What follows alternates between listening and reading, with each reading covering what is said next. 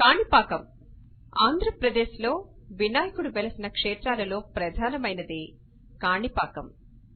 కాణి పాకం అనేవి రెండు పదాలు. వ్యవసాయ క్షేత్రంలో అంటే బీడు భూమిలో ప్రవహిస్తున్న నీరు అని ఆ పదాలకు అర్థం. కాణిపాకం చిత్తూరుకు 13 కిలోమీటర్ల దూరంలో ఉంది. కులోత్తుంగ చోళుడనే రాజు 11వ శతాబ్దంలో ఈ ఆలయాన్ని నిర్మించాడు. కాణిపాకంలో వినాయకుని విగ్రహం ప్రతిష్ఠించలేదు, ఆయనే వెలిశాడు, స్వయంభువు. ఈ విగ్రహం ప్రత్యేకత ఏమిటంటే నేటికి విగ్రహ పరిమాణం కొద్ది కొద్దిగా పెరుగుతుండటం. 50 సంవత్సరాల క్రితం ఒక భక్తుడు సమర్పించిన వెండి కవచం నేడు ఆ విగ్రహానికి సరిపోవడం లేదు, చిన్నదైపోతోంది.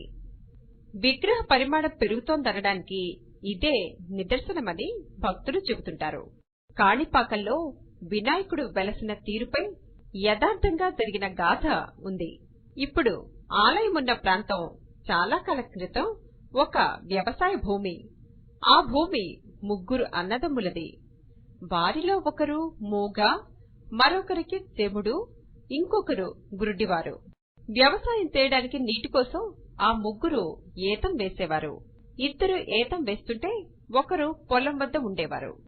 కొంతకాలానికి వారు ఏతం వేస్తున్న బావిలో నీరు ఎండిపోవడం చూస్తారు. బావి తవ్వడానికి అన్నదమ్ములలో ఒకరు లోపలికి దిగి పలుగుతో బావిని తవ్వుతూ ఉంటాడు. కొద్దిసేపటికి పలుగుతో ఏదో గట్టి రాయి టంగమని తగిలినట్లనిపిస్తుంది అతనికి. వెంటనే క్షణాలలో బావిలో రక్తం ఊరడం, కొద్దిసేపటిలోనే బావి నిండిపోతుంది. అప్పుడు ఆ బావిలో ఏదో మహత్యం ఉన్నదని గ్రామస్తులు అనుమానించి పరిశీలనగా చూస్తారు. వినాయకుని విగ్రహం వారికి కనిపిస్తుంది. బావిలోని వినాయకుడి అప్పటినుంచి వారు పూజలు చేయడం ప్రారంభిస్తారు. వర్షాకాలంలో ఆ బావిలో నుండి నీరు పొంగి పొల్లడాన్ని నేటికి మనం చూడొచ్చు. ఈ వినాయకుని మహత్యం గురించి మరో వాడుక ఉంది. ఏదైనా వివాదం వచ్చినప్పుడు నిజానిజాలు తెలుసుకోవడానికి వివాదానికి కారణమైన వారి చేత విగ్రహం వద్ద ప్రమాణం చేయిస్తారు.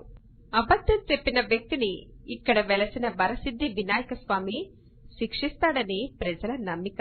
ప్రతి సంవత్సరం వినాయక చవితి సందర్భంగా స్వామివారి బ్రహ్మోత్సవాలు జరుగుతుంటాయి. ఈ ఉత్సవాలకి భక్తులు పెద్ద ఎత్తున హాజరవుతారు.